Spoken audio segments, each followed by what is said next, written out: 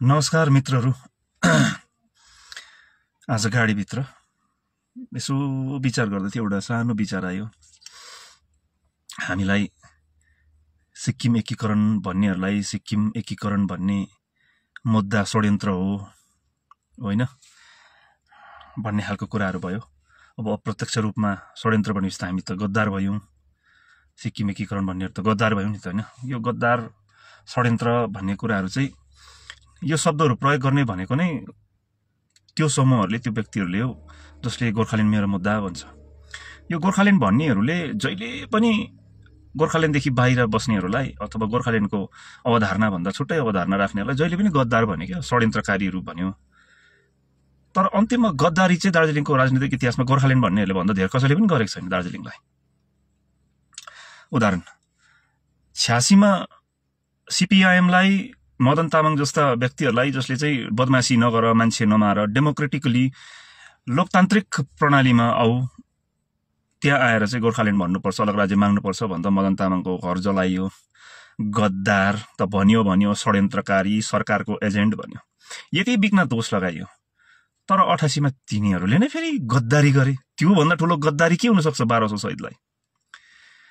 त्यसको बादमा त्यो भूल भयो भन्ने जानिसकेर त्यही पार्टीको पक्षबाट 6औं अनुसूची होइन, एउटा संवैधानिक ग्यारेन्टी भएको व्यवस्थाले चाहिँ केही हदसम्म त्यो ड्यामेजलाई कन्ट्रोल गर्न सक्छ भन्ने राम्रै ध्याइले नै भनौँ 6औं अनुसूचीको प्रयास गर्दा फेरि अर्को गोर्खाल्यान्ड पन्थी निक्ल्यो।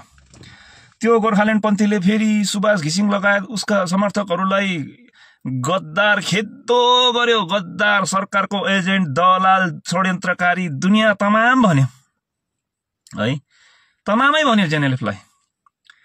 गोर्खाल्यान्ड भन्नेहरूले नै भनेको त्यति बेला अर्कोलाई गद्दार नि, षड्यन्त्रकारी, एजेन्ट।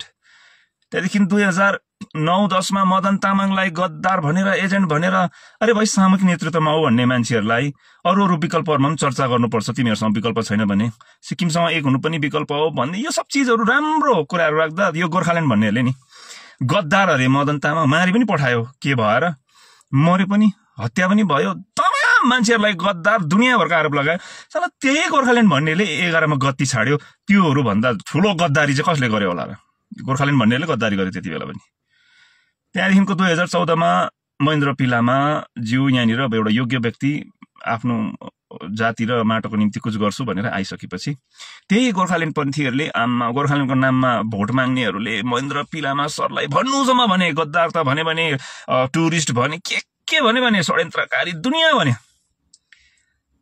17मा फेरि उनीहरूले नै गद्दारी गरे, त्यही गोर्खाल्यान्ड भन्नेहरूले गद्दारी गर्छ। 4-5 पल्ट उदाहरण चाहिँ गोर्खाल्यान्ड भन्नेहरूसँग चाहिँ जोगिनुपर्छ। यिनीहरूको कुरा कहिले बाँगिन्छ, सरकारको टेबलमा पुगेर उनीहरूले के गर्छ, यो टुङ्गै हुँदैन गोर्खाल्यान्ड भन्नेहरूको।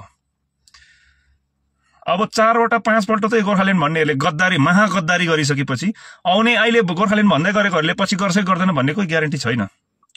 मैले अहिले गोर्खाल्यान्ड भन्दै गरेकोहरूलाई दोषाएको त होइन, तर ट्र्याक रेकर्ड चाहिँ यस्तै छ है।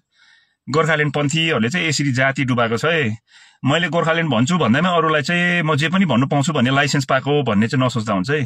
अरूले पनि धेरै सोचेर बोलेको हुन्छ, अरूले पनि अध्ययन गरेर बोलेको हुन्छ, अरूले पनि धेरै निर्कोल गरेर विचार गरेर पक्षेप लिएको हुन्छ माटोको पक्षमा, जातिको पक्षमा। मैले गोर्खाल्यान्ड भन्ने बित्तिकै म चाहिँ महा इमान्दार, अरू चाहिँ सब गद्दार, षड्यन्त्रकारी, सरकारको एजेन्ट भन्न छोडिदिनुपर्छ है तपाईँहरूले।